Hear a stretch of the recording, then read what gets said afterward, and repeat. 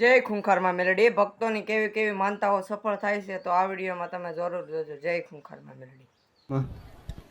મારું નામ ભાલિયા રમેશભાઈ શાંતિલાલ, જરોદથી આવું છું, તાલુકો વાઘોડિયા, જિલ્લો વડોદરા. મેં 2 વર્ષથી તમારા સાનિધ્યમાં આવું છું. હવે હાલમાં ચોથા મહિનાની અંદર મેં બાર કાઉન્સિલ ઓફ ગુજરાત અને બાર કાઉન્સિલ ઓફ ઇન્ડિયા એટલે સનદની એક્ઝામ, વકીલાતની એક્ઝામ મેં આપી. એમાં હું કેસ લડી શકું, પણ એની પહેલાંની શરૂઆત કરુંમાં કે જ્યારે 1/1/23/2023 છે મારી અહીંયા તમારી ગાદી પરથી શરૂઆત થઈ. બિરજ પાટી હાઉસ ગાદી થતી હતી. ત્યારનો મેં પ્રાર્થના કરી હતી કે માં એવી જગ્યાએ વકીલાત કરાવજે જેથી કરીને કોઈને ન્યાય મળી શકે, અને એવા સાહેબની મુલાકાત કરાવજે જે ભક્તિભાવવાળા હોય, માતાજી ભગવાનવાળા હોય, જેથી કરીને લોકોને, ગરીબોને ન્યાય મળે. અને હું એવી જગ્યાએ લાગું જેથી કરીને હું કોઈની સાથે અન્યાય ના થાય.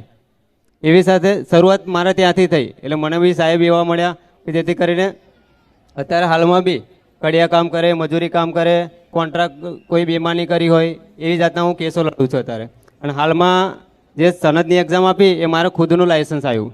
પહેલાં મારા સિનિયરના થ્રુ લડતો હતો, અત્યારે તમારી કૃપાથી મારે ખુદનું લાયસન્સ આવી ગયું છે માં. સરસ. એટલે એ જરૂરથી એની ખુશીમાં મેં મનથી માન્યું હતું કે જરૂરથી હું બારેજા ધામ ચાલતો આવીશ. જરૂરથી બારેજા 120 કિલોમીટર થાય માં. મનથી માન્યું હતું કે હું એકલો આવીશ, પણ મારા કાકાને તમે પ્રેરણા પૂરી અને એમને તૈયાર કર્યા માં. શરૂઆતમાં તો માં કે મને લાવનારો એક મિત્ર મારો હરેશ છે કે જેના થ્રુ અહીંયા આગળ હું આવ્યો હતો, અને એમણે મને કીધું કે તને તારી બધી સમસ્યાનું સમાધાન મળી જશે. તમે એક વખત જીનનું બી બતાવ્યું હતું શરૂઆતમાં, જ્યારે બીડત ગાડી થતી હતી ને ત્યારે દર્શનની લાઈનમાં જ કીધું હતું કે તારે જીન છે બીડીવાર. અને એના પછી વ્યવહાર બી બતાવ્યો હતો, એ વ્યવહાર બી મેં કરી આવ્યો હતો ફાટકવાળોમાં. સાચી વાતમાં. એની પછી બીજું મારું મોબાઈલનું કામ તમે કર્યું હતું કે મારો મોબાઈલ ખોવાઈ ગયેલો. પછી તમે એવું કીધું કે નવો મોબાઈલ આવી જશે, અને 15 દાડામાં નવો મોબાઈલ આવી ગયો માં. હા. પછી મારા મમ્મી કડિયા કામ કરે તો એમની સાથે એક કિરણભાઈ કરીને છે, એમને દવાખાનામાં ઇમરજન્સીમાં દાખલ કર્યા હતા. તો દાખલ કર્યા એટલે ખર્ચો વધારે આવ્યો હતો, એમની પાસે પૈસા નહોતા. મને એવું મારા મમ્મીએ કીધું કે એમને ગમે તે હિસાબે સારું થઈ જાય તો હું ચાલો ને મેં માનતા રાખું કે ગમે તે હિસાબે એમને કંઈ થાય નહીં અને સહી સલામત ઘેર આવી જાય અને હેમ પાછા આવી જાય. તો 3 દિવસમાં પાછા આવી ગયા એમાં, કેમ કે એમની કન્ડિશન નથી અને કડિયા કામ મજૂરી કરીને કામ કરે છે. એટલે એ લોકોનું આગળ પાછળ કોઈ વધારે છે નહીં કે જેથી કરીને કોઈ સમજી શકે એમને. તે મેં તમારી માનતા રાખીમાં તેમનું કામ થઈ ગયું. પછી એક 7 લાખનું જમીનની બાબતથી 15-20 વર્ષથી એમનું પેન્ડિંગ કામ પડી રહેલું કે જેથી કરીને 7 લાખ નહોતા આવતા. તો એના માટે મેં મનથી પ્રાર્થના કરી કે માં જે બી આવશે એનું કામ, એ ભાઈનું કામ થઈ જશે, 7 લાખ રૂપિયા એની પાસે આવી જશે તો હું ખુશીથી જે બી કંઈ ફૂલની પાંખડીમાં તમારા પર મૂકીશ.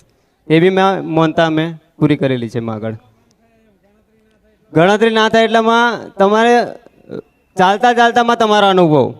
ભલે રામ. કોઈ વાંધો નહીં. હવે તમે વકીલ બન્યા છો, બહુ સારી વાત છે. પણ હમણાં પ્રવચનમાં કીધું ને કે વકીલ નું પદ મળ્યું હોય, વકીલ નું કર્તવ્ય આપ્યું હોય માતાજીની કૃપાથી, તો આપણે ન્યાયના સત્યના સાથ આલવો.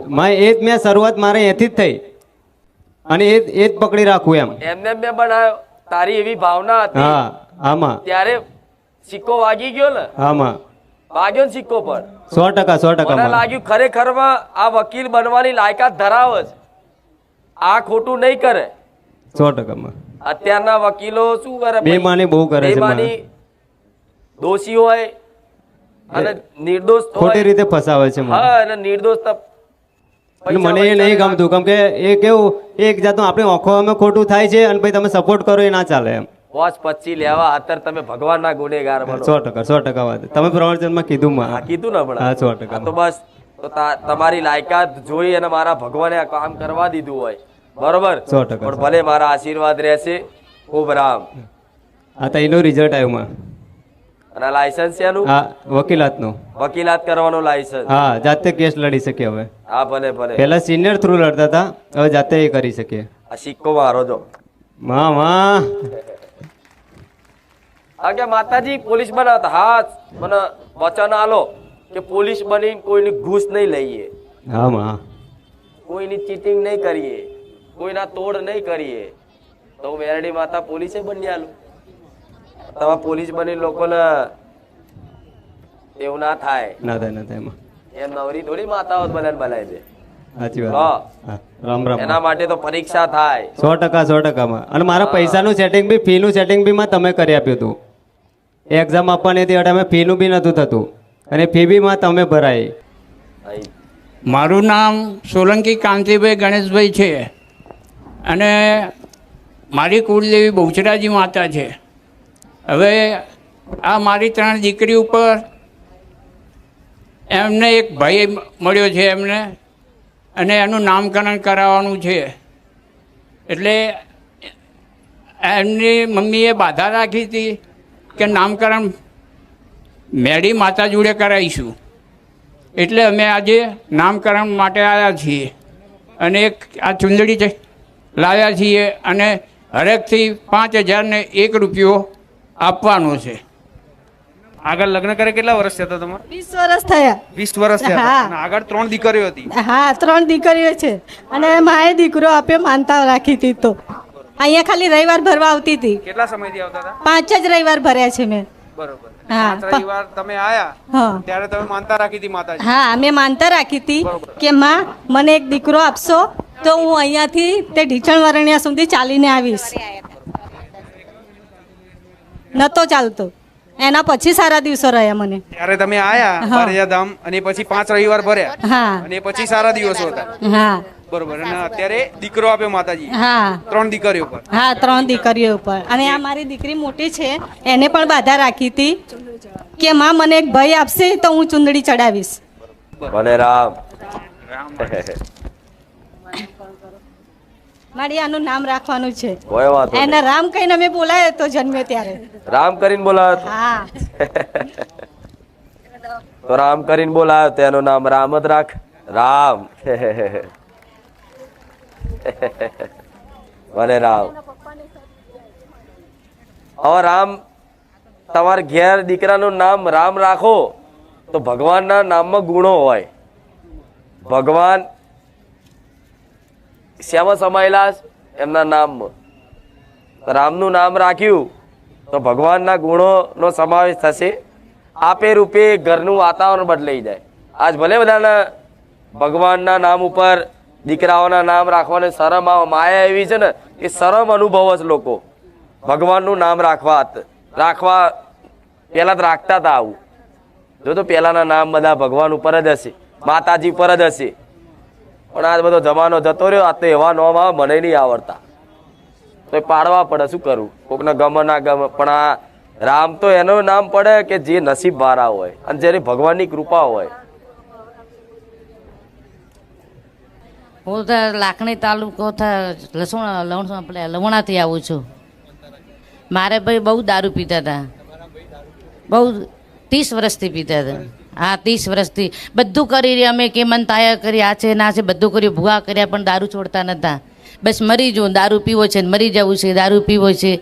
તો એક બેને બતાવ્યું કે બારેજા ધામ ખોખાર મેલડીનું ધામ છે અને વિડિયા તમે દેખો. તો વિડિયા માતાના અઠવાડિયું દેખ્યા અને ઈચ્છા જાગી કે મારે જવું છે. હા, તો રવિવારના મેં અહીંયા આવ્યા, માતાજીને દર્શન કર્યું, પ્રવચન સાંભળ્યા અને મનોમન મેં મનતા કરી, હે માતાજી અવરાશે તો આવીશ, નકર 5 રવિવાર છે ઘરે બેઠા ભરીશું, મારો ભાઈ દારૂ છોડી દેતો. તો મારા ભાઈ તો કોઈ દારૂનું નામ ન લીધું. બરાબર. અમે ઘેર ગયા, સોમવારના ઘેર ગયા, રવિવારને ત્યાં રાત્રે હતા અને ભાઈ સૂતા હતા અને 12 વાગ્યા પહેલે જ રવિવારે ખાલી મનોમન પ્રાર્થના કરી ગયા હતા માતાજીને. અને સોમવારના રાતના 12 વાગે ભાઈના સપનામાં આવ્યા. ભાઈ કે હું હકીકત જાગતો સૂતો તો હું દેખું છું માતાજી આવ્યા છે. એટલે ભાઈ તો પાછા દોડી ગયા, દોડીને બીજા ભાઈને ઘેર ગયા કે મને કંઈક દેખાય છે કે. તો કે તું બારેજા ધામ ગયો તો માતાજી છે તો પ્રાર્થના કર માતાજી. ફેર પ્રાર્થના કરીને ભાઈ સૂતા હતા. 12:30 વાગ્યા તાર માતાજી આવ્યા તો ભાઈ બીયાતા ફરફડતા કે હું દેખું છું માતાજી આવે છે. આવી જ મારે ઓશીકે બેઠા અને મારા માથે હાથ મૂક્યો કે તારો આજથી દુઃખ દૂર થઈ જશે એમ કહી અને ભાઈ સૂઈ ગયા. સવાર પડ્યું તો ભાઈને મનોમન લાગ્યું કે મારે દારૂ નથી પીવો. ફેર રવિવાર આવ્યા તો મારી ભાભી વ્રત કર્યું કે હે માં હું વ્રત કરીશ, એની દીકરી કે હું વ્રત 5 રવિવાર ભરું અને કે બેન મારે જવું છે કે બાહિરા ધામ કે તો 5 રવિવાર મારા ભાઈ ત્યાં આવ્યા છે. અને આજે બધું મારે 1 મહિના ઉપર થયું છે, દુઃખ દૂર થઈ ગયું, એકદમ ખિલાલ કરે, ઘરનું કામ કરે છે, ખેતીવાડી સંભાળે છે, માલ પશુ સંભાળે છે અને માતાની ખૂબ દયા થઈ છે. હવે જે માં દુઃખ હોય જે હશે માતાજીનું ગમે તેનું તો અમે કરવા તૈયાર છે, પણ અમારું બધું દુઃખ મટી ગયું છે. માનતા મની હતી કે 1 તેલનો ડબ્બો, ઘઉંનો ચોખાનું કટું અને માતાજીની ચૂંદડી અને 5 રૂપિયાના પેડા માતાજીને હું ધરાવીશ. માં જે હવે કોઈ ભૂલચૂક થઈ હોય તો માં માફ કરજો અને અમારું દુઃખ દૂર થઈ ગયું છે. વાહ માં, વાહ માડી, રામ માડી, રામ માડી, વાહ. એ 30 વર્ષથી દારૂ પીતા હતા? 20-30 વર્ષથી દારૂ પીતા હતા. અત્યારે એમની ઉંમર કેટલી થઈ? પોતાની ઉંમર છે 45 વર્ષની. એટલે છેલ્લા 30 વર્ષથી એ દારૂ પીતા હતા. હા. તમે બારેજા ધામમાં આયા અને માતાજીની માનતા રાખી, હમ. તે પછી બીજા દિવસે માતાજી એમને સપનામાં આયા. બીજે જ દિવસે કેટલી વાર સપનામાં એમને માઇક આપો કયા સ્વરૂપમાં આયા હતા? 2 વખત આયા અંદર. બરોબર. અને કેવા સ્વરૂપમાં અને શું કહેતા હતા સપનામાં માતાજી? કશું નહીં, ખાલી હાથ ઉપર આવીને મેલ્યો, મસ્તક ઉપર હાથ મૂક્યો. માતાજીએ કેવી ચુંદડી ઓઢેડી હતી? કાળા કલરની. કાળા કલરની. હા. પણ આમના કહેવાથી જો આવી સપનામાં જતી હોય ને તો મારું આલેલું સપનું ક્યારે ખોટું હોતું? રામ માળે રામ. ખાલી આના કહેવાથી જ, એની પ્રાર્થનાથી જ તારા સપનામાં આવીને માથે હાથ મેલીને જો હવારમાં તને દારૂ પીવાની ઈચ્છા ના થતી હોય તો આવી હું રોમવારી મેલડી માતા. રામ માળે રામ માળે રામ. ભલે રામ. કપિલાબેન સાવાડીથી. બેબીનો જે બી આવે સારી રીતે, છોકરો છોકરી જે બી આવે હું નામકરણ પડાવીશ. 2 વર્ષ. હા. એટલે પહેલા 1-1.5 વર્ષ પછી પણ મેં રાખી હતી. તમે એવી માનતા રાખી હતી કે દીકરો આવે કે દીકરી, હા, નામકરણ માતાજી જોડે કરાવશો. હા. તો અત્યારે શું છે? છોકરો છોકરી 2 છે. એક છોકરો એક છોકરી 2 જોડવા છે. હા. બરોબર. એટલે આજે માનતા પૂરી કરવા અને નામકરણ કરાવવા માટે. હા. બરોબર. ભલે રામ. જોડવા આલ્યા, હા. માગ્યું 1 આપી 2. ભલે રામ. ચુંદડી, અગરબત્તી બધું. આ એમના લેખ લઈને આયા હોય. આ જોડવા આ બધી ભગવાનની રચના છે, એમના લેખ લઈને આવ્યા હોય. પણ ભલે એમાં જો તમે માનતા રાખી એને સહયોગ બનાવી દીધો અને ભગવાને જસ બનાવી દીધો. રચના મારા રામની. ભલે પણ 2 જોડવા રાજી છો ને? 2નું નામકરણ હું કરું. ભલે